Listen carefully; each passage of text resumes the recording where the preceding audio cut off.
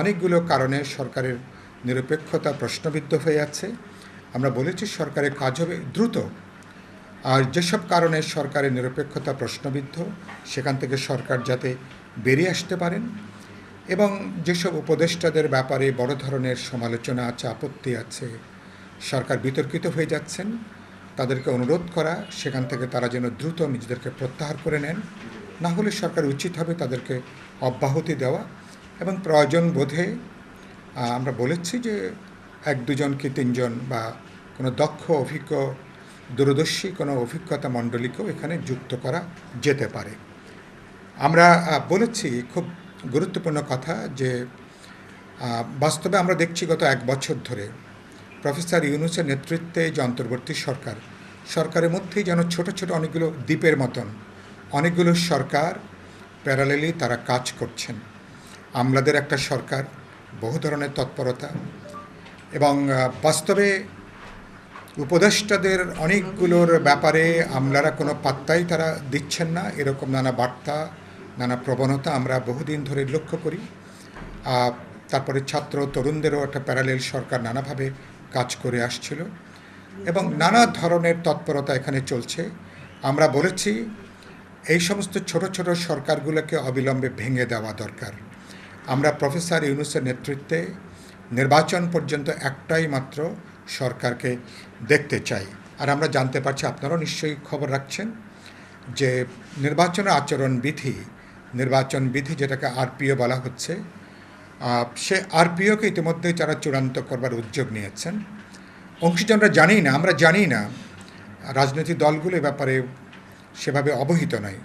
আমরা আজকের আপনাদের মাধ্যমে বলতে চাই, আরপিও নির্বাচনের আচরণবিধি চূড়ান্ত করবার আগে নির্বাচন কমিশনের উচিত হবে রাজনৈতিক দলসহ গুরুত্বপূর্ণ অংশীজনদের সঙ্গে আলোচনা করা, মতামত নেওয়া, এবং সবার সম্মিলিত মতামত নিয়ে আলোচনা করে এ ব্যাপারে এই আচরণবিধি এটাকে চূড়ান্ত সিদ্ধান্ত নেওয়া। জুলাই সনদে স্বাক্ষর করবার পরে আমরা মনে করি আর কোনো অঙ্গীকারনামার প্রয়োজন নেই। কারণ এত দীর্ঘ আলাপ আলোচনার পরে, একটা দীর্ঘ রাজনৈতিক প্রক্রিয়ার পরে, ঐক্যমত কমিশনের কয়েক মাসের ধারাবাহিক বৈঠক, আলাপ আলোচনা, যেটা কোটি কোটি মানুষ যার সাক্ষী, এটা চূড়ান্ত করবার পরে দলগুলো যখন স্বাক্ষর করছেন, এটাই অঙ্গীকারনামার চেয়ে অনেক বেশি। এটা অনেকটা এক ধরনের ম্যাগনা কার্টার মতন। সুতরাং আমরা মনে করি এটাই যথেষ্ট।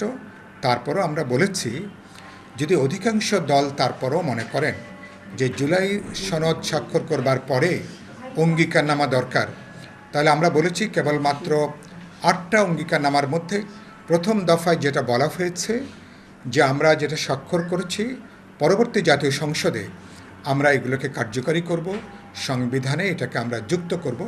আমরা মনে করি এটাই যথেষ্ট বিবেচনা হবে।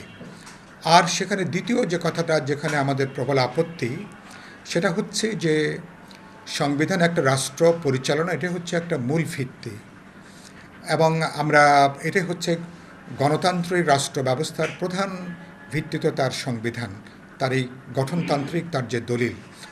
রাজনৈতিক দলগুলোর একটা সমঝোতা সনদ কখনোই এই সংবিধানের উপরে কখনো এটা স্থান পেতে পারে না।